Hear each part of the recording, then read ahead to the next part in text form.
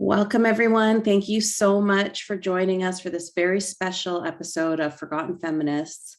It's a very special episode because this is the first time that I have a guest who is not an ex-Muslim. Weam grew up in Iraq, but she grew up to a Christian background, which we're going to talk more about that in detail. But Weam, thank you so much for joining us here today. Thank you so much for having me, Yasmine. So I just wanted to let everybody know that I'm recovering from COVID. That's why I sound kind of like I'm, half asleep. But if I could remind everybody to please mute your microphones. Okay, I'm going to have to just mute people. So I'm just recovering from COVID. So that's why I kind of sound like this. But do not. This exterior has nothing to do with how my interior is. I'm incredibly excited to speak with Weam today and to learn so much from her. And I hope you will all learn so much from her today as well. So Weam, let's start with you telling us a little bit about your background growing up in Baghdad. Actually, before that, let's just set the stage. Your background are the Chaldeans. Am I pronouncing that correctly? Chaldeans. Say it again? Yes. Chaldeans? Chaldeans. Okay. Yes, like a key. Mm-hmm. Okay, great. So can you tell us a little bit about the Chaldeans? I've heard of Assyrians. I know there's lots of different ethnic groups, especially in Iraq and Syria and that whole area. Can you tell us a bit about specifically your cultural background, the Chaldeans? Sure. So Chaldeans are the indigenous people of Iraq, and they trace their roots to ancient Mesopotamia, to Ur, which was land of the Chaldeans, which was Prophet Abraham's birthplace. So they converted to Christianity in first century AD by when St. Thomas the Apostle was traveling through Mesopotamia to go to India. And so that's when they converted. And before that, really, their religion was astrology. They were known as magicians and they were pagans, and they have a very incredible history that predates religion. And that's my favorite part, actually. Yeah, I was just going to ask you, are there any artifacts, or has any of that been, any of that history been made, like, what's the word I'm looking for? Yeah, like there's cuneiforms. They discovered a lot of cuneiforms, and like around the 1900s, when the British archaeologists were there, they found all these cuneiforms that gave a different story of what we thought we knew about that area, including many texts that are older than the Bible and that were later kind of changed and revised and edited into the stories of Genesis. But there were many similarities.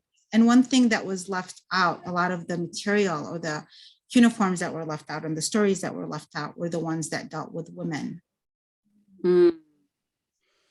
So do you have any inkling of what it was like for the Chaldeans to convert to Christianity? Was that done, like, were they willingly doing that? Or was that sort of, did they find themselves in a position where it just made most sense, or that they were in a, was it aggressive?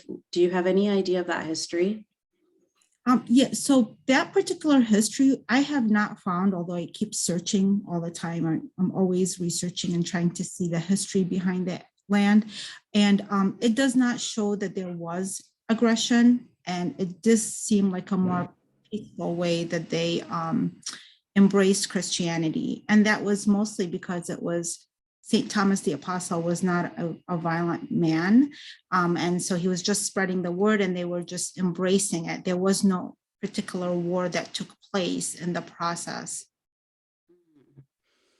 And during that time, the language was Aramaic, which is the language of Jesus, which Chaldeans still speak today, although the language is declining, as like happens with other indigenous languages. And so the language of the Near East, the international language in that area was Aramaic. So that's that's kind of what we sort of see with cultural Christianity in North America quite often today too, was there's this outreach to different pagan groups to the point that now what were once Christian holidays are now kind of mixed up. It's like Easter's got like a bunny and eggs, and like, and then there's all of these mixtures of like the tree and the Christmas tree. Apparently that has pagan roots, and obviously Halloween it's not Christian, but it is a holiday that we celebrate, which also has pagan roots.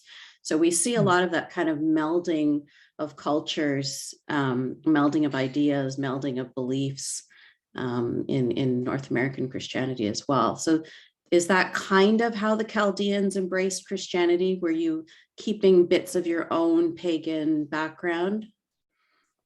Well, Chaldeans have had an interesting history where not long after they embraced Christianity. So when Islam started, or the Arabs invaded that region in the 7th century, what happened is that's kind of where the struggles happened and the wars and the converting. So they were adamant, the ones that continued to be called Chaldeans or Assyrians are the ones that did not convert. And so in that region, we actually have a lot of connections, or used to more so in the past as Iraqis together, because there is an understanding that the Arabs that live in that region, many of them were of different indigenous groups before the Arabs came in and before they converted to Islam. So there was that kind of there was a connection, at least like when I lived there, there was, and many people that I interview as a journalist for over 10 years, and even today I interview a lot of people, they still feel that connection. And I think it's part of it because it's kind of in your blood that that there is, just like the Native Americans, you realize, you might not be of the same tribes, but you were there for a very long time. For instance, like the Marsh Arabs. So the Marsh Arabs have been there for thousands of years in the same place. So they're ancient. But of course, when another group takes over the land, that you kind of assimilate into that.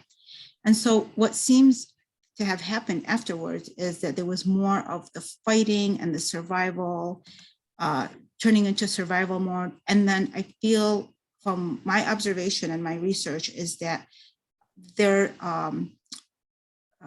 holding on to their faith was part of the need to survive.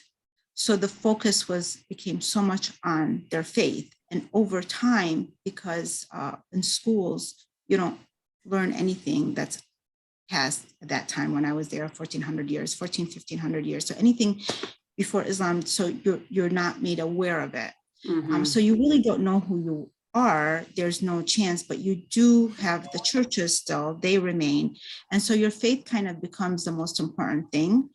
And then there's another survival mode of like trying to leave that land and coming here. So for instance, as you know, before we go there, don't I don't want you to go that far yet in the timeline, because I do want to talk a little bit about what you were just talking about now, because I think you've just described the story of probably over 20 countries and who knows how many different ethnic groups. This sort of, when they get invaded, they're basically colonized by Muslim Arabs, and then the people end up losing their cultures, end up losing their languages, end up not even remembering who they were. And in my case, my family is from Egypt. We actually end up calling ourselves Arabs now. We're in North Africa, but we speak Arabic. I mean, just like in Iraq, Chaldeans are the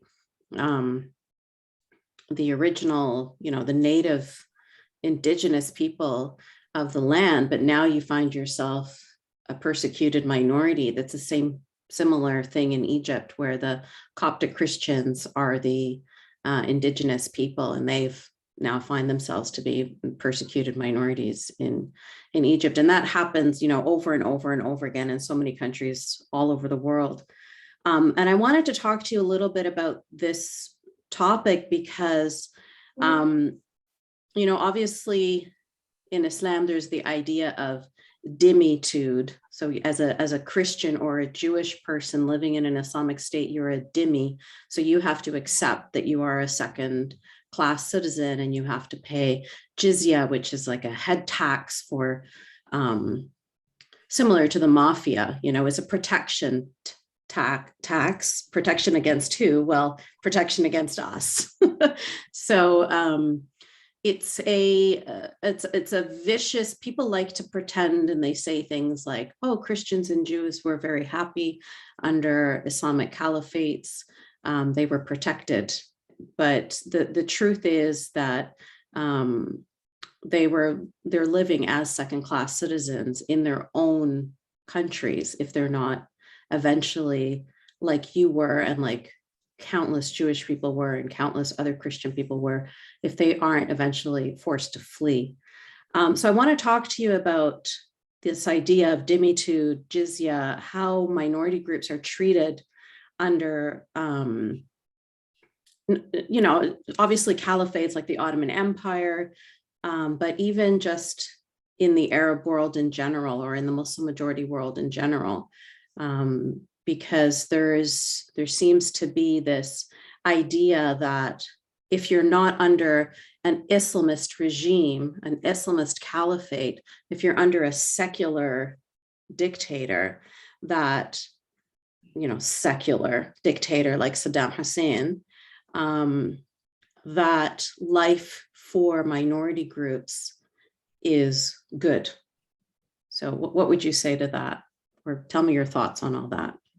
Well, I came across a memoir that was published in 1844 in England by the author. It's called Memoirs of a Babylonian Princess, and it was written by Maria Theresa Esmer, who is from the village of my ancestors, 𝗃𝗶𝗱𝗲, which is north of Iraq, which was destroyed by ISIS. So now, you know, it was the largest village, the largest town for Christian Iraqis, and now there's like maybe a handful of people that live there, and we don't really know who they are. They don't just go out there and announce themselves. But it was interesting that she lived in that area during the Ottoman, when they had invaded that land, and she writes very detailed. She has a over 700 two-part memoir that's over 700 pages, and she writes in detail about their experiences. And I remember that when I was reading that, I thought, wow, that seed was initiated from long before, and then it was finished off in 2014. So there was that was the motive. There was there's a seed there that to just, you know, not to have any minorities or anybody outside of whatever religion that they believe should just dominate, and that's it. And it was just, the land was destroyed in 2017. The churches were destroyed. People had to flee from their homes, and the cemeteries were destroyed. So nothing really was left. That even when later on they said, well, if we rebuild it and people come back, and then the people said, well, how can we go back when the people who destroyed this are living there? So a lot of the terrorists, they married and they just established their homes there. They took over a lot of the homes. So there's no trust. So really nobody can go back. So that land is just lost. So we had to come to the realization that there's no way that we could safely live there, you know. So for that reason, right now, what was like over 1 million Christians prior to the 2003 war, after the 2003 war, that's when things got worse for the Christians, and the numbers went down to 800,000, and now it's less than 150,000, and most of them are in the Kurdistan area. That is so fast. Like the numbers dwindled so quickly. Did everybody flee? They had to, yeah. So the people that I interview, we have this program called the Digital Storytelling Project. Not that I didn't know this from before, but you know, when you hear about it, I think there's this tendency, some stories people would prefer just to kind of not revisit.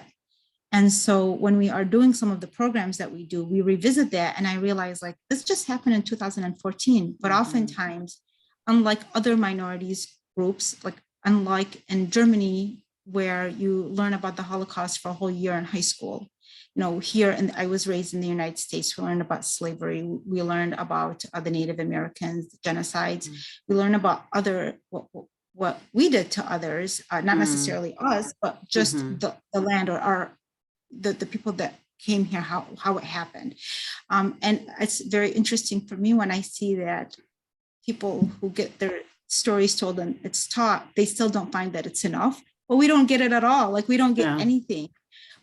Nothing goes back into that history. And sometimes I'll see these programs where people are like, oh, you know, if they're interviewing Christians, they'll say, well, that's just in the past, like put it behind you. It just happened like less than 10 years ago. So that denial, that resistance to addressing the conflict or things that we need to face is only continuing the same process over and over again. That's how we got to where we got, because nobody wants to talk about it. Well, I'm glad you're here talking about it today. So I'm doing what I can to fix that very wrong thing. I mean, I was shocked myself to find out how Egypt became, you know, now there's like 0 Jewish people there. How did that happen after hundreds of thousands of Jewish people living there? And I was shocked to find out the history. I mean, it was in the 60s or something, so it was, you know, further back, but still this truth and reconciliation that is common in North America or in the UK or in other parts of Europe, that kind of thing doesn't happen in the Arab world. Like even you are born and raised in your country and you don't know the history of your people, like you said, not even a decade ago, forget, you know, 50 years ago or 100 years ago. All of that stuff is just swept under the carpet and people are expected to just forget and move on because they feel like, well, from my perspective, I feel like it's because they feel like, well, everything, all wrongs have been righted. So it's like you said, what started back in the Babylonian era and continued into, you know, the 2014 and onwards, they just feel like this is the way things should be moving. So there wouldn't be it wouldn't make sense to stop and have any kind of truth and reconciliation or any kind of self, you know, awareness or any kind of, you know, just any kind of, just being conscious of all of the atrocities that your people have been involved in, because it's not viewed as atrocities, it's viewed as things moving in the right direction. So I wanted to talk to you about your personal story growing up. I know you left Iraq when you were 10 years old, so there's probably not a lot, but you have some stories growing up in Iraq. I want to know what it was like for you, what it was like for you at school, what it was like for you at home. You told me a story about your gardener. Tell me about what it was like for you, because I've heard, again, I've spoken to people who were Jewish growing up in Lebanon, you know, and but I've never spoken to somebody who was Christian growing up in Iraq. So can you give us an idea of what that would be like? So I actually left when I was 9 because we had to sneak out to go and live in Jordan to get our visa from Jordan. And so there was almost a year of me living in Jordan. And I don't have any recollection of us leaving Iraq and going to Jordan, because it was just like one day I was in Iraq and then poof, the next day I'm in Jordan. The reason being because the elders, all the adults didn't tell the children because they didn't want anybody to hear. And then there would be some issues. So everything was done in secrecy.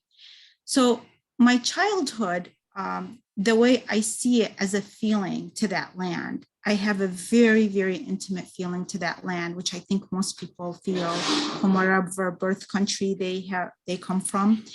And I have this feeling that I always loved, and I loved, like I had my best friend who lived across the street from me was Muslim, and well, we lived in a Muslim country. So of course we're gonna have all these friends and all these experiences, right? So we had wonderful experiences. And for me to just like leave them overnight like that left a lot of trauma. But one thing I noticed all the time was that there was fear. There was fear of everything. Like you couldn't mention, of course, Saddam's name. So we would be in our homes, and when we're having a conversation, everybody's hushing each other. And our walls were pretty thick.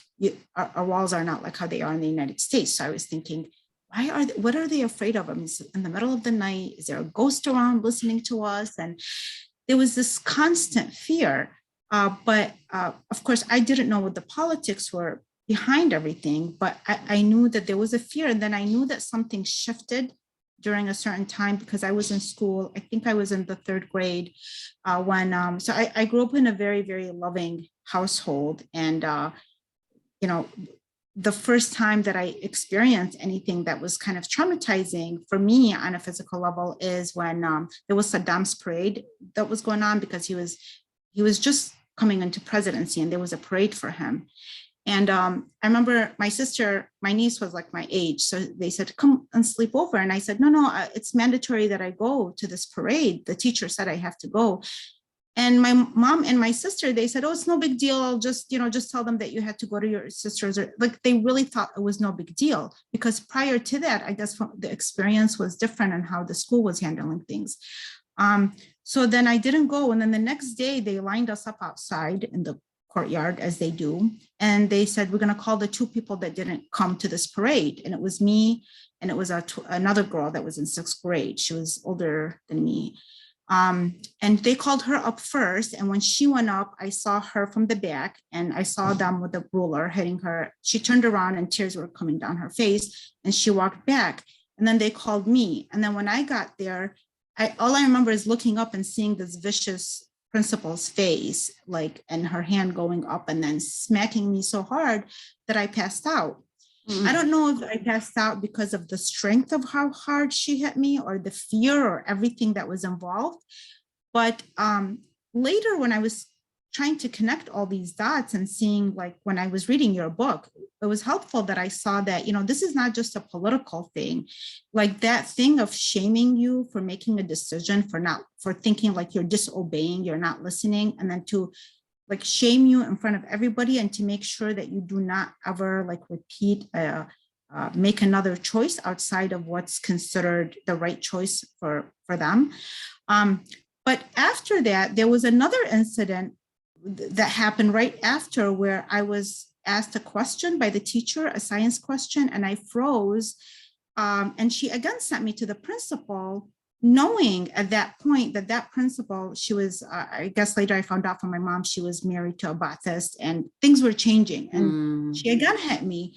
And, I didn't realize until I was much older, and then until I got to speak to certain women that understood what happened to me. Because when you talk about these things to Middle Easterners, they dismiss it. They always think, oh, it's not a big deal. Oh, is that all you got? Like, and then they give you a list of what happened to them. Okay, well, it doesn't matter. If I was born into an environment that was very nurturing and loving, and I was not hit, and that was my first hit, and it happened, and it depends on the child's personality, and there's a lot of factors, but nobody really wants to listen to you because they think like this is nothing. However, when somebody did allow me to share the hurt behind that, I realized that, I used to say, oh, I was a late bedwetter. And then it dawned on me that started happening after, because I couldn't have been that age. And I remember that my family was very understanding, and they were very, they knew what was happening, but I didn't know, and we never discussed it. And all this time I'm thinking, oh yeah, I was late this, I was late that, I was a late bedwetter. And I'm like, no, I was not. This created so much fear inside of me. And it was not only because of what the principal did, but the whole tension that was, you're constantly feeling this tension. Don't say this, don't do that, everything that's happening. And then, on top of it, we were trying to leave the country. So there was more tension, like, don't talk about America. Don't bring up anything that would like lead to any suspicion that we have a brother in the United States. But they never talked about us leaving. But when America was brought up, that was another tension. So all this tension that by the time you leave, you realize, wow, like you're up to 9 years old. This is the kind of circumstances that you lived under. You almost probably wouldn't even feel the pressure until you've been in America for a while, and then you realize, oh my gosh, my shoulders are so light. Like it's like this, you're seeped in trauma. You're seeped in this constant stress that you're like that frog that's boiling slowly. You probably didn't even notice it. It's just so, like you described, it's so normalized. Everybody around you is like, oh, what's the big deal? I mean, for a child to be hit in front of the whole school like that, like that's, I don't know how you can't recognize that as childhood trauma, I mean, but you know what, I say that, but at the same time, it wasn't until I was writing my book that, just like you, when I started to realize, oh, okay, so sucking my thumb and wetting my bed and all of these things, like that's what was happening. I was so full of anxiety. I was so full of, I was in a mental health emergency, but it doesn't get recognized, obviously, by you because you're a child. And, it kind of, it's just so normalized in the community that it doesn't get recognized by those around you either. But I'm really grateful that you had a loving family, and, of course they can only do so much, right? Like you are a little kid and they can't tell you everything, and there's only so much you can comprehend. And so there's only so much they can do, but for them to be able to get you out was probably the best gift they could have given you. Tell me about your... I just want to mention, like I asked my mom, because when I went home, I did not tell my mom what happened, but my cousin did. And I remember later down, like when in my adult years, I was writing something and I said, Mom, do you remember the principal that hit me? And my mom like never swore. And she was always like just a very straight, good girl type of person. And she said her name was Shit. And I realized then that what had happened, my mom, imagine the pressure on her. She could not go and defend me because she was married to a Ba'athist. So imagine that. Then it was the first time it dawned on me that it wasn't just traumatizing for me, but it was my parents having to hear this and swallowing it and saying, you know what, we can't do anything about this. We just need to get the hell out of here. My gosh, as a mother, like how excruciating that must have been for your mother. Tell me about your dad too. So there was a situation with your dad that was part of the catalyst for why you left as well. Yes. So my dad, when the Ba'ath Party came in, he was the head of the accounting department for the railroad station, which at that time it was very hard to get high positions. Like you said, we were really considered second-class citizens. So you normally don't have a job that's higher than somebody else that's Muslim. But because he was so smart, so they had him as the head of the accounting department. And he made a comment when the Ba'ath Party came in. He made some remark to somebody, one of his colleagues, and that went to the supervisor. And so they sent him and they located him somewhere else that was very far away from us, so that he would have to visit us. He would have to come like once a month. At that time, transportation, I mean, it's not like you have a car. So even if it was a couple of hours away, that's still considered a lot. And so that was a form of punishment for him, just to express a view, and not even to his supervisor, just to some colleague that went and told the supervisor, and the supervisor probably felt like, oh, how dare he? And yeah, that was his punishment, which really broke my heart, my dad's spirit, because given that you're in that position and, imagine you're taken away from your family just because you made a comment. Mm-hmm. Mm-hmm. Yeah, that reminds me of living in Egypt under 𝗃𝗄𝗎 Mubarak. It was similar to that, where you're too scared to, like you said, even speak too loudly in your own home, lest the neighbors hear or something, you know, in case your windows are open and their windows are open. And so you're living in this constant fear that you can't even make a comment to one of your colleagues at work about the government without finding yourself being punished. Very, very scary to live under that kind of dictatorship. So I want to take it back to the gardener that I mentioned, because in Pakistan, there was a huge story about this woman named Asia Bibi, who is Christian, and she drank water from the same glass as Muslims or something like that. And they were so offended and they were so disgusted that this Christian would dare to drink water from the same water as Muslims, that they wanted to kill her, and she had to flee the country. Now, that when we talk about people being a second-class citizen, you know, it's more than just second-class citizen. There's that clear us and them. It's almost like in the caste system in India, where they had like the untouchables. So that's how it can sometimes be. That's how people who are non-Muslim can sometimes be viewed. So tell me about your experience with that.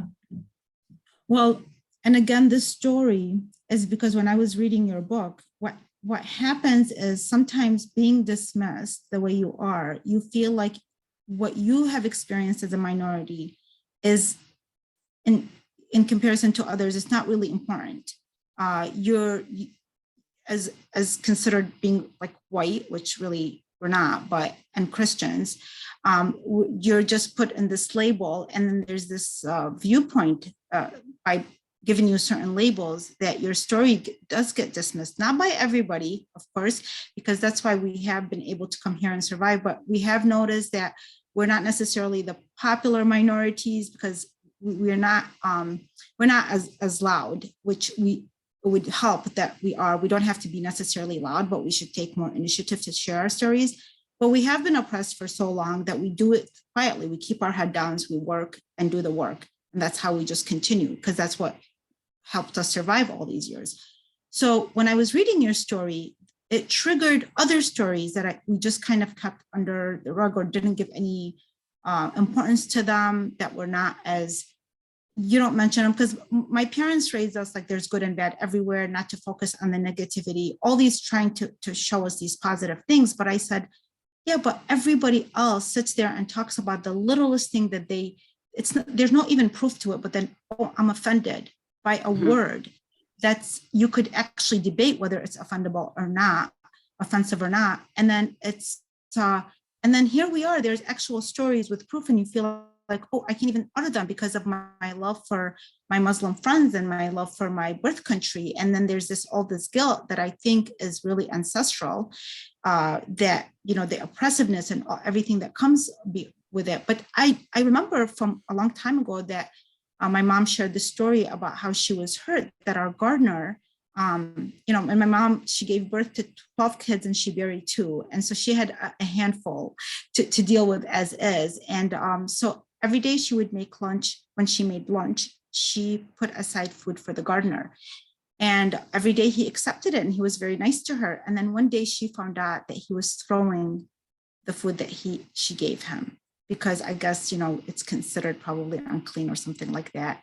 And it really hurt my mom, because because I know how my mom's heart is, and, you know, she probably cared a great deal about him, and she was very, very hurt. Aside from the fact, I mean, if you know anything, I only have 2 kids, and when I cook and they don't eat, I go ballistic. You know, when I have food that I throw out. So I'm thinking that feeling and that frustration that she must have had, again, you're kind of face constantly with things. And I'm sure there's so much more to it, but because she was always saying there's good and bad everywhere, which I do believe, I totally believe that, because I've heard stories from, you know, there's bad Christians, there's wonderful Muslims that are like brothers and sisters to me. So it doesn't, but because her focus was that, I feel like there was a lot of stories that they were just too painful to even like touch upon, but that story wasn't even told to me. It would be just kind of like when we're sitting, everybody together, and they're like, oh yeah, I remember that story. And what was interesting to me is I thought that, well, he accepted the money for the gardening. Why wasn't that not clean? Why was the food unclean, but not the money? You know, so if you feel like just associating with a certain people, then there should just be like altogether a disconnect, not just, okay, I'll take the money, but the food is not clean. Yeah, we had a similar situation like that in Canada, actually, where there was a Pakistan, I'm trying to remember who was who. I think it was a Pakistani diplomat, and somebody from India had made his food and he refused to eat it or something like that. And it was just like this, for Canadians, it was all over the news, like, what? It just didn't make any sense to anybody. And of course I was reading it embarrassed because I know exactly what's going on. Yeah. But yeah, that seems to be a common theme where they won't, I don't know, if fear of being poisoned, the way their prophet was poisoned by a non-Muslim, I'm not really sure. Just the fact that it's dirty, they consider it unclean because it's not, you know, halal or it's nijis or something like that. But that is a common, unfortunately, it's a common thing. I want to go back to what you were talking about having to, you know, you were in a weird space because you went from being a minority Christian, a persecuted group, and then you traveled across the world, and now suddenly you're not allowed to speak about your trauma, talking about anything that you've been through, talking about having to leave your home and your friends and your community and everybody in the dead of night. All of that is Islamophobic. So, you know, I think you and I share that, where we have this common experience where our lives, who we are, is politically incorrect. Like we can't, our traumas don't matter. Our stories don't matter. We need to be silenced for the greater good of not making Muslims look bad. And it's been, you know, obviously you and I talked before about this book that you've written and a talk that you had that was canceled for wrong think. Like, just talk to me about what it's like for you to be in this space, stuck in, you know, in that area where you don't feel like you can share. Well, first of all, I did not come to some of this awareness until the book talk was canceled, because I pretty much felt, yes, I'm Chaldean, but I grew up in an Arab country amongst Muslims. I eat Arabic food. We speak Arabic language.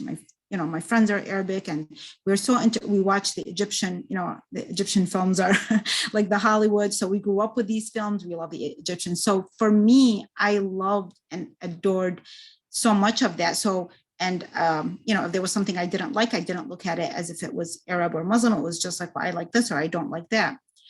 And then the reason that my stories were dismissed wasn't so much, it was mostly by my community, unfortunately, more so than the Western, because the Western community, I had a hard time even opening up, and they would try to get me to talk. But within my own community, it was more like, this is not a big deal, or but it took Western women that I spoke to. One of them, she's a famous healer, who once I told my story, and she said a couple of words that I was like, oh my gosh, somebody acknowledged it. And this was more harmful to me than I thought. So we didn't share, and we just kind of, everybody was having their word and everybody's talking about their victimized stories. And we're just kind of like in the background, and we got used to it, right? I really think that we just got used to it. This is how it is. I had my first book published in 2004. In 17 years, I had the first book talk canceled last year, which when you were talking about it being politically incorrect, it was not politically incorrect to anybody. It's except the Muslim community that canceled it. And even them, I don't know who they are, because the Muslim community I know love it. And the film that, well, let me tell you a little bit about the story of this book. I live in the largest in the city that has the largest population of Chaldeans in Michigan. And Michigan has the largest population of Chaldeans in the world.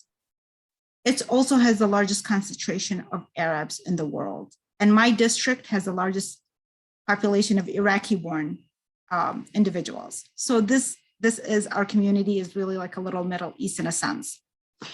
In 2014, what happened with ISIS occurred, and there were protests, and our communities and leaders tried to do what they could to help the people that were affected. And we were always trying to do that. It's always, as a journalist, I'm always being sent out to do these stories.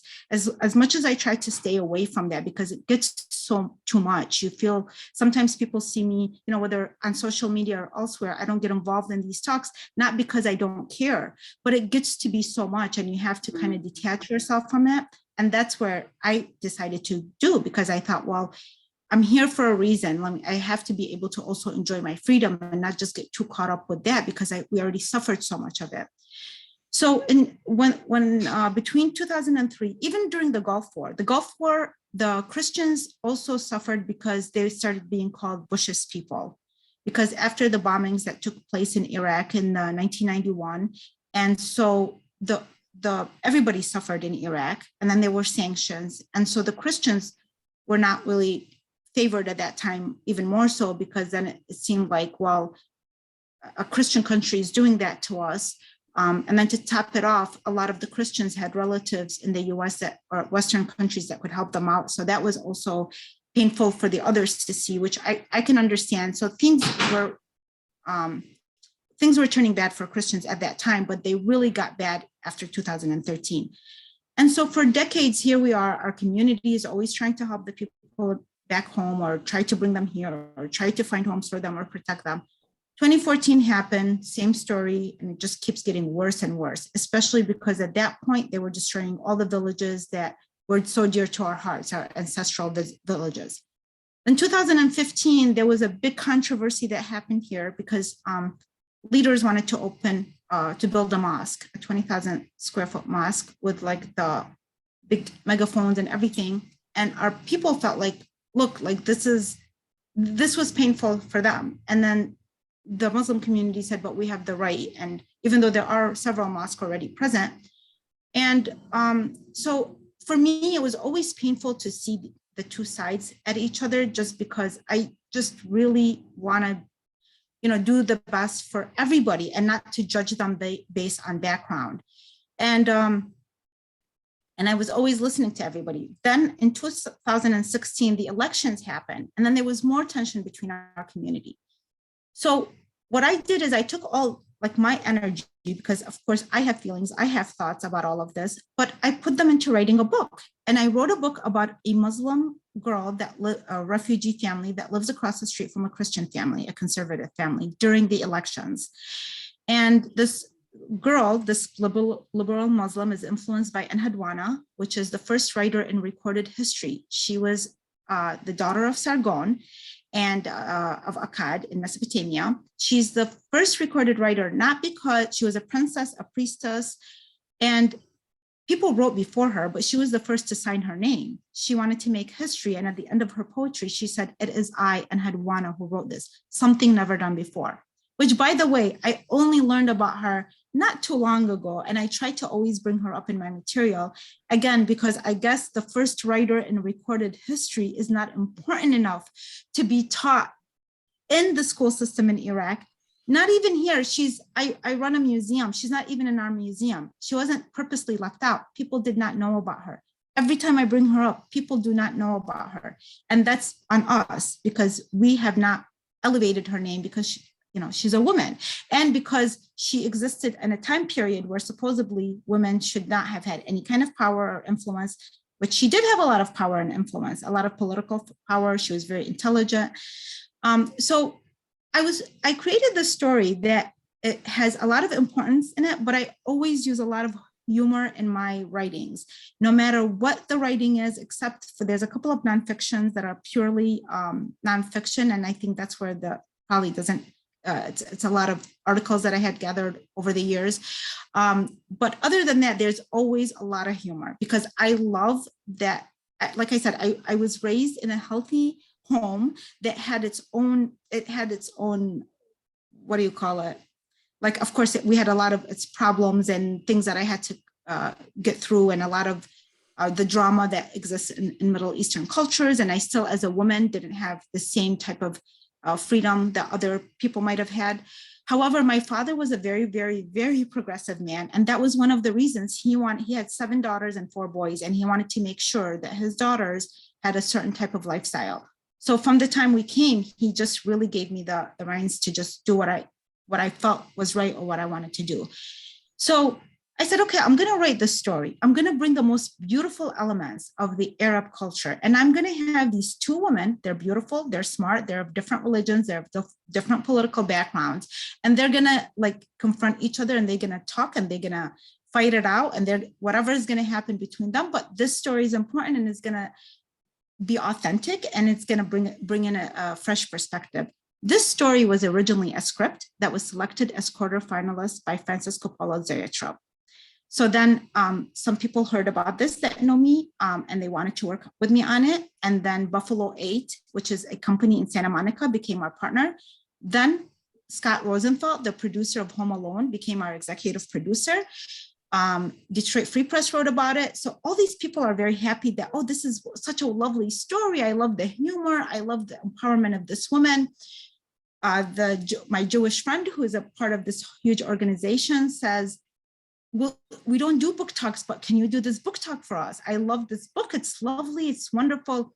Because I write books, I ended up, as we were waiting to start production, I ended up writing it as a book as well. So the book came out before the film. The film, we did production. We shot the film last year, and it's in post-production currently. And we cast all the actors that we cast. The Muslim family is all Muslim. The actors are all Muslim. The Christian family is all Chaldean. And the character in the book, who is a hijabi mother, is a real hijabi in real life from California. This is would become the first Iraqi American feature film led by women talent. And we were so excited. The women, the Muslim women, they're like, oh my gosh, this resonates with us. We love it. We're so happy that there's something out there that's not stereotypical. We were so excited, and we still are very excited about this because it's a very good story. And we have an amazing cast, and we had wonderful people working on it. And then I get this email saying, oh, I'm gonna read the email. And it was interesting that she was so specific. I felt like she wanted to just, make sure that I understand why this is being canceled. Now I have to find it. But the email was specifically said that, I'm sorry to inform you, we're going to have to cancel the pomegranate talk because the Muslim community was having an issue with the girl, the leading role, the main character, considering or wanting to remove her hijab. And she said there was a lot of discussion, there was a lot of heated discussion, there was a lot of debate about this, but then they probably felt it's safest for them just to cancel it. And there was so much confusion on my end because I honestly believed what people were saying, that this was a choice. And if it is a choice, why would you have to cancel it? If you Google there's right your now, mistake right there. yes, this was a self-discovery. This was a learning experience for me because I was it made me learn so much. And then the people that were organizing this, I'm sure, learned quite a bit that they didn't know. So it was a good experience overall, because if it wouldn't have happened, we could have just been continued to be blinded by this idea that, Oh, well, Google right now, if you use your computers right now and ask, is the hijab mandatory? You will find all these articles that it is not. So most of the people I know have don't wear it. And I have Muslims friends all over, and I have Muslim friends who, even when we put some of these scenes, and we had so much fun, like making sure that, you know, we're not, that it's speaking to the heart of women. And the only thing I will say though, is over the years, I've written so many articles about the positive of Islam, the benefits of Islam to women. I've interviewed women from Saudi Arabia, Malaysia, all over the world. I've always allowed people to give their voice, and including people from this community who decided to cancel this talk. It was like, it's okay if they get the platform and show this picture, but it's not okay if, and the story is not really, aside from that factor, that was their main focus. So there was a shock in a way of thinking, wait, those stories of those other women that were reaching out to me to say, hey, there's a different story to this as well. Yes, we know that, you know, you want to, you don't want anybody to hurt the Muslim community because you have you have these deep relations from back home and everything, but there's another story. And from the years of watching this, I found women who were really hurt by just wanting to live a Western lifestyle, by wanting to remove the hijab. And for me, I thought, why is this the case? I couldn't understand it, because I know a lot of other women who removed it and the family was fine and life went on. So I thought, well, I want to create something that's peaceful, that would be inspiring. It wouldn't be so much political, but it would help unify people, and to also, you know, show that we don't have to be one way or the other. Plus, I felt very strongly about representing our community and representing women. And then this Muslim community who has been here for so many years, what happened to the freedom, freedom of speech? First of all, my family sacrificed a lot. All their money, you couldn't come with nothing. When you left Iraq, you couldn't take anything with you. You had to wait so long. You had to, with all the fears. My father died not too long after we came to the US, because it's like he did what he needed to do, but this country didn't fit him, because he felt useless here. So his health started deteriorating. So, and you know, we struggled, we made the best out of it. And you're telling me that what my father and mother sacrificed to bring me here, to make sure that I get this freedom, which I deserve, and I'm, as an American citizen, it's my right to have freedom. You're telling me that I don't get that because someone else decided that this is not to their, their pleasure. This is not to, they don't want anybody to see that a girl can have the opportunity to choose. So as the Muslim community is one thing, I almost felt like, well, okay, go figure, that kind of attitude. But it was the Western community that really ticked me off, because for a long time, they have been the ones so supportive and pushing me. Tell your story, stand up, don't take a back, pushing me forward, pushing me forward, pushing me forward. And then I get to this point, and then you're saying, no, stop, because we have to please somebody else, because my sensitivity, my offensiveness to anything doesn't count. I'm less than the other person who is using their superiority to shut me up, which is an ideology that destroyed my people, the Jewish people, and it's the Muslim people in my birth country. And that was the straw that was like, it took a long time. First of all, it's just like, it haunted me for a while, because I thought, is this really happening? Like, we came here and I'm an American citizen, and somebody just canceled and the community allowed it. Like, how did they allow something like that? That if you can't tell a Black woman, a Jewish woman, any other woman to shut up like that over something that is choosing her clothes in a book. I didn't offend anybody in any other way, not that they pointed out. So I don't even know, but that was their specific thing, was the hijab. So I thought, are we that less than that we could just be again dismissed? Like, well, it's okay. You know, you don't have a voice when it comes to that, or you don't have, we don't want to give you that platform because a leader, and I know these were leaders that put a stop to it. And they might be leaders of a particular organization, or I don't know who they are, but they're not the Muslim community. I mean, they're not. I know so many Muslims, they're not okay with this. They actually were bothered, just like me, that this was happening. And some were confused, like, why is it happening? And one thing that that whole community has to look within themselves, because there was a book that was written by Jack Shaheen that's called Real Bad Arabs. And he analyzes how Hollywood has over the decades portrayed Arabs and Muslims in such a negative way, right?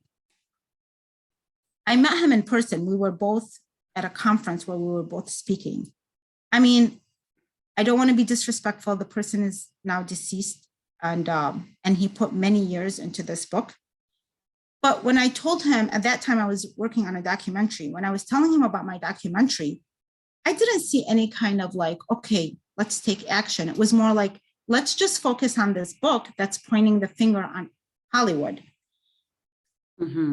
I've been trying, I was in film school from 2004 to 2005. The first script that I tried to make was just, there was no support from the Middle Eastern community whatsoever. The second one that right now we were able to push it forward. It's really how we live as Chaldeans and Arab Americans, and we're just telling our story. And Hollywood is not stopping me. Scott Rosenfeld loved it. He came on. He doesn't have anything on the back end. He wasn't, you know, he's not making really money or anything. He's just like, I'm so proud to be part of this project. He's Hollywood. I don't see him stopping us.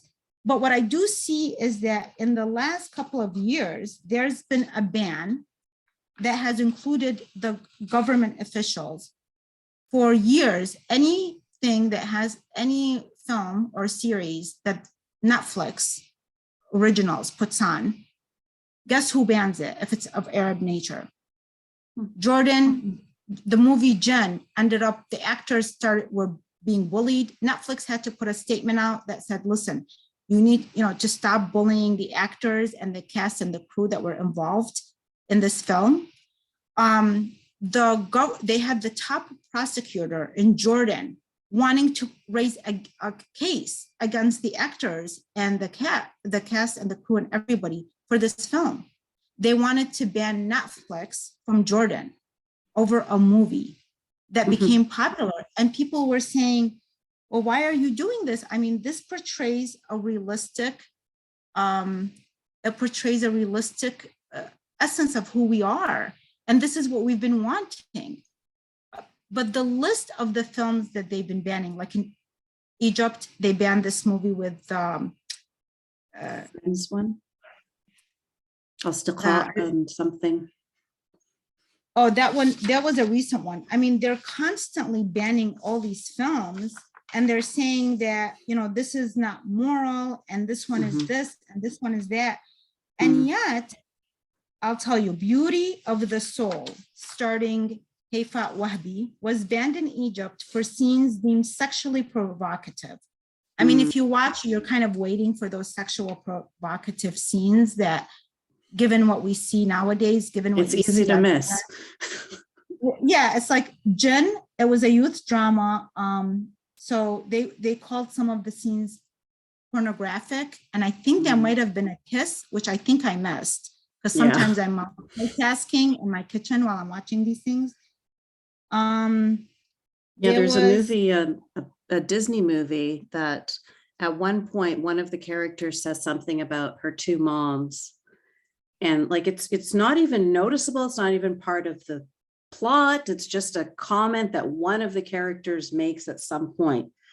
And Saudi Arabia and Qatar and all these countries want to ban it. They're telling Disney that you need to remove that part out of the movie. Yeah, Perfect Strangers. It was recently Yes, that's banned the in one. Egypt Mhm. due to Yeah. homosexuality and sexual infidelity and I sex mean, positivity. And they my just husband and I talked. will One guy just came out as homophobic. It's not like there was like a gay sex scene, you know? Well, Yeah. my husband and I, we were like, I mean, when you hear these things and you're kind of expecting something, right? So we watched it and then we look at each other and we're like, so which part do you think that was? Yeah, yeah. Where was it? And where's said, the "Oh, salacious part?"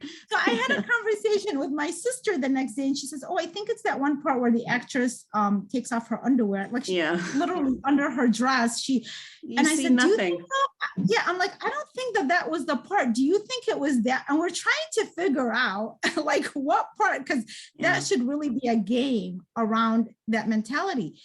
So to what point should we not have the right? Are we not women like other communities who their women have been able to liberate themselves, to talk about their stories, to express their sexuality? Are we less than? And this is what I'm not okay with, because of the fact that that's how we were treated before. And even though I didn't understand it on that time, I do understand it now, and it's no longer okay. And I want to say that people like yourself, Yasmine, because I had such an issue trying to figure out what to do, because again, I love my Muslim friends. They're part of our families. And like the other day we saw one of our actors who was visiting in Michigan, and my daughter posted something about him on TikTok, and somebody says, oh, you know him? And she goes, yeah, he's a family friend. She didn't say he was on our film. She said he's a family friend. And we love who they are. But at the same time, I said, no, but they wouldn't be okay with this. And they actually are the ones who pushed me to be honest, because they have found a way to express themselves, I think, better than I have, because of the fact that they're still not a minority. They might be a minority here, but they don't come from a minority region as minorities from their birthland. And I think that this is where the difference lies, and it took me longer. But then when I saw how you were standing up for yourself and for women this has been a while that I've been watching you. You've been such an inspiration. And then I couldn't take it anymore. I couldn't just kind of stand in the background and not say anything. I love it. I love it. I love every single word of everything that you just said. And I'm really, really grateful to have played that small part in your standing up and refusing to just take it. I mean, it breaks my heart every time you talked about, oh, and we're just used to it. And we're, you're accepting this, it's like you're born and raised to see yourself as a second-class citizen, to the point that even when you move to another country where it's a free democratic country, where you still have that in you, and it's heartbreaking. And I hated hearing you say that. And so I'm really happy to know that you've come out the other side now, and that you're not going to accept that. You're not going to say my story doesn't matter and I'm just going to ignore my traumas, because of course your stories matter. Of course, everything that you've told us today matters. And this is all I can do, is this platform, but it's you deserve so much more. And I'm really looking forward to watching the movie Pomegranate. I should have read the book already. If I wasn't all the way down in South Africa, where it's so hard to get things down here, I would have already read it. But this, given that platform, I think even observing and watching you has been very healing, because you realize that the kind of pain holding this in, similarly to that, when you are striked in front of everybody in the middle, in front of the whole school, experiences like that, you sit there and you think and you try to come to terms with this. And until somebody kind of recognizes what you're going through, you can just play in your head, because everybody afterwards, they try to take action, which it doesn't matter to me, because whatever action they wanted to take after the fact that they canceled that's like, it's a memory. It triggered so many memories of that, like that shaming, that putting you in a place of like, which is that region is really good for that, where you can't say this and you can't do that. And by the way, I was saying all these different different publications that embraced it and these Westerners that embraced the story. And then the Muslim news in England, their review was interesting in that the reviewer, a hijabi woman, and I'm only saying this because it was in her picture and based on what she said that she felt that the Christian girl in the story was colonizing the Muslim girl. And I'm like, well, isn't kind of like colonizing is when you go to another settlement and then you take over somebody's land. So when you are welcoming refugees, because the main character is a refugee, when you are inviting refugees in, how is that?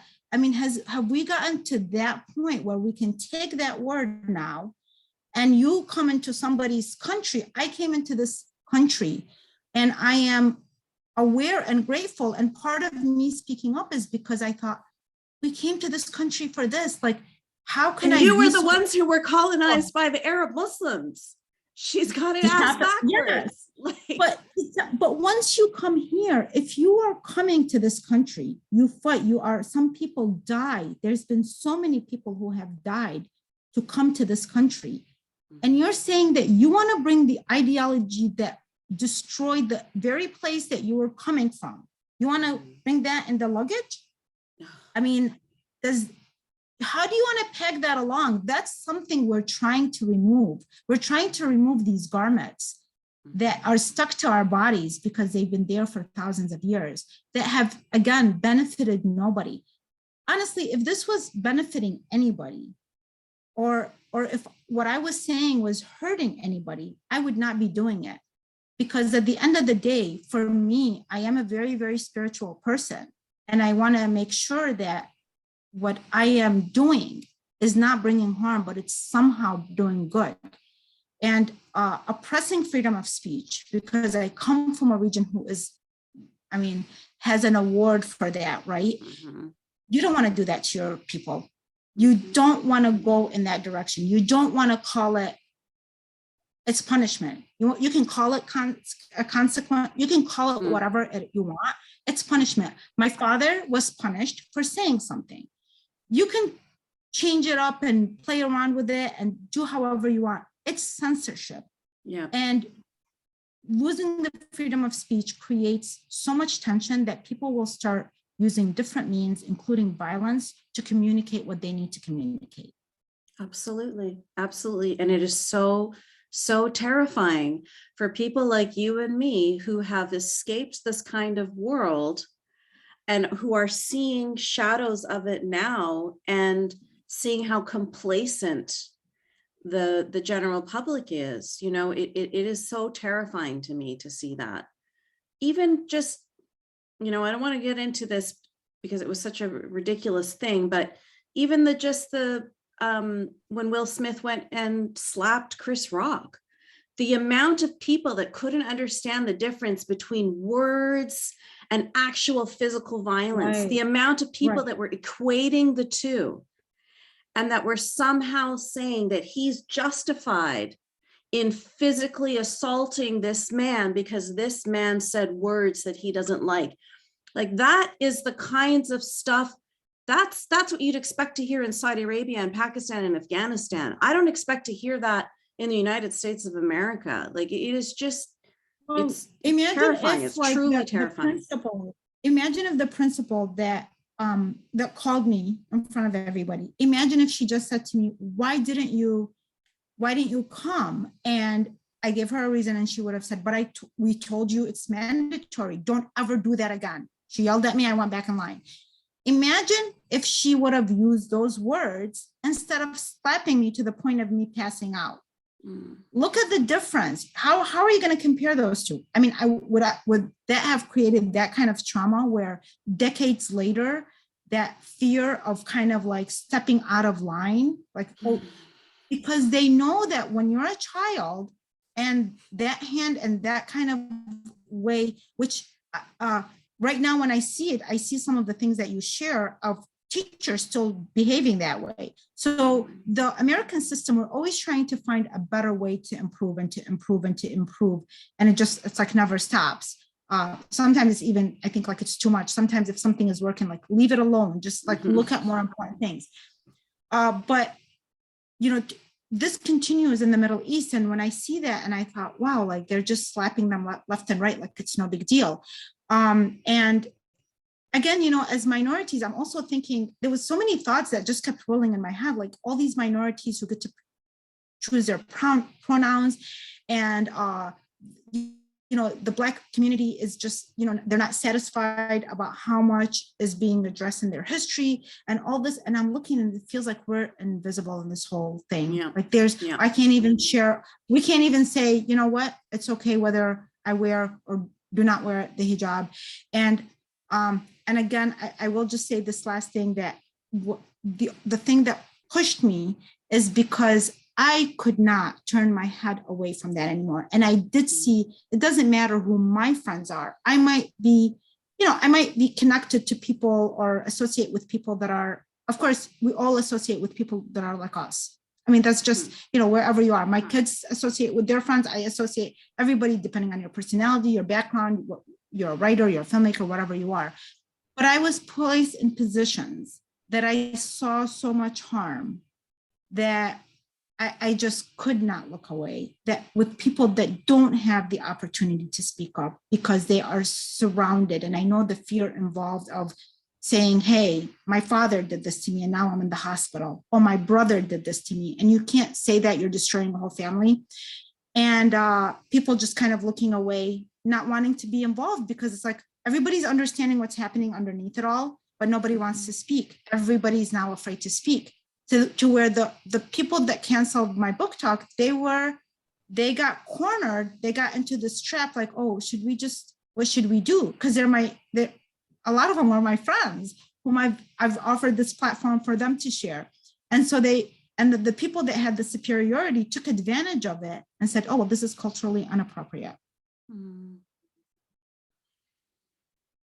And that's the problem, is that it's always going to be the extreme loud ones that are going to be controlling the more moderate, you know, less extreme people. And everything that you described about living in Iraq with that constant cloud of fear over you, that's what it's like to be a Muslim in the Muslim community. So somebody is going to out-Muslim you. So if this person is coming forward and saying she shouldn't be speaking about a woman not wanting to wear hijab, that's something that we don't want to address. That's culturally inappropriate. That's Islamophobic. That's whatever.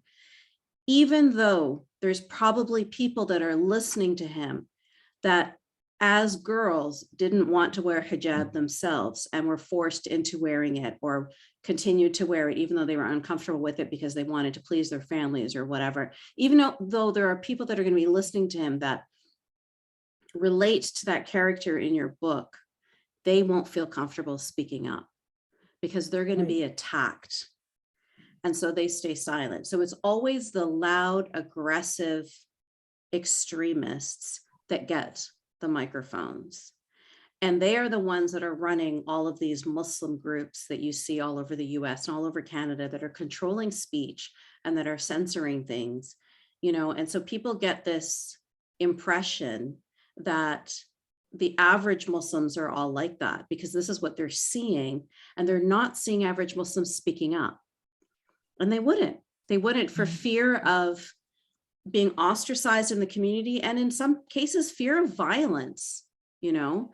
And so they bite their tongue, and their voices, nobody's voices can be heard anywhere. And this is why when you were saying, are we lesser than, that was so, you know, it hit me in the heart, because that's what it's like. Everybody else can share their story. Everybody else shares their microaggressions, and they go on and on about like manspreading and like the most mundane minutia. But we can't talk about fucking FGM. We can't talk about child marriage. We can't talk about these massive global problems that are affecting millions of women globally. We can't even talk about hijab. We can't even talk about the fact that a woman can't decide what to put on her own body, or she could be attacked. She could even be killed by her family. She could be imprisoned. She could be attacked with acid. You know, it goes on and on and on, all of the consequences that happen when she chooses what to put on her own body. And we can't talk about that because that makes us the bad guy. And so I completely hear everything that you're saying from the bottom of my heart. And I'm really grateful that you came here today to share your story. And to be honest, I feel very grateful that I could have this conversation with you. You know what I mean? Like, I'm glad that I have this Forgotten Feminists platform and that I feel like I'm doing something, you know, because before that, like you sent me an email telling me your whole story. I was in tears. I was so angry when I read your email. And I get emails like that all the time from people telling me their stories. And I just feel so like most people don't want to share publicly. Like out of 10 emails that I get, there maybe be one person that would be willing to come and speak publicly because of all of the fear. Yeah, but I was, as you remember, when I reached out to you, I did tell you my story, but I was really just reaching out to cheer you on, to tell you to keep doing what you're doing. And then you kind of like was trying to get more. And at that time, I didn't feel, I wanted to support you because I loved what you were doing. But little by little, when I was watching all these brave women, it felt very cowardly and uncomfortable for me not to participate. And you were also, I just started feeling more comfortable with you, and I saw how you're respectful your platform was and the woman that came on it. And I have a friend, she's married, she's a European friend who is married to a Muslim doctor in India. And I'll never forget, like she said to me when she found out about the book cancellation, because she knew about the whole story and she was with me in the whole journey. And she said, you know, she said, that's very cowardly of them. And she said, but it would have been much worse for you if you were Muslim. And when she said, for you, she said, but you know, I just want to let you know. And actually that bothered me even more, that, oh, so if I was a Muslim woman sharing the story, which maybe a Muslim woman wouldn't feel comfortable sharing that story for that reason. The story that I'm sharing, let me tell you, Muslim women feel it. They have it, they've gone through it. So don't, you know, I know these women. I know them, they know me, okay? Like you said, they don't, and some of them, unfortunately, I wish some of them have gone on to succeed and some of them their lives have been destroyed because, you know, when you're part of a culture and you're cut off of something for just making a choice, it hurts. You still love that background. I mean, even me, I'm not Muslim, but I love everything about I love the Arab world, of the parts that I enjoyed about it. I don't like, of course, the politics and the fanatic and extreme parts of it. Nobody does. But the other parts is like, okay, if I was part of that and I'm going to be disconnected for life because I'm sharing something or I'm making a choice, how would that make me feel? So I sympathize with them. So when my friend said that, I thought, wow, like it just kind of keeps bringing more into perspective what you guys go through to get your stories out. Thank you, Weam. I know I've gone over time, but you've had so many interesting stories to share and I had so much to learn from you. But I just want to make sure that there's nobody that has any questions or comments to share with Weam before we wrap up. Okay, well, I guess that we were we covered everything. We didn't leave them wanting, so that's great. Well, thank you all for joining us anyway. It's nice to see your beautiful faces. And Weam, before we say goodbye, I just want to make sure that I've given you a chance to tell us where we can follow you, tell us a little bit about where we can get your book or any information like that you want to share with us. Well, my name is not that common. So if you want to find the book, if you just look it up on Amazon, Weam Namou is one of my many books, but it's called Pomegranate. My website is weamnamou.com and all my social media is just my first and last name. Perfect. And you did mention that you have a Chaldean museum as well. So yes, That's pretty I'm the amazing. director of the Chaldean Cultural Center, which houses the world's first and only museum. So if you guys are ever in Michigan, come visit me. I'll give you a tour. Absolutely. Thank you so much. It was an absolute pleasure and an honor to hear your stories today. Thank you, Ayaan. everybody. Thank you. Take care, Have a great everyone. Thank weekend. you. Bye-bye. Bye.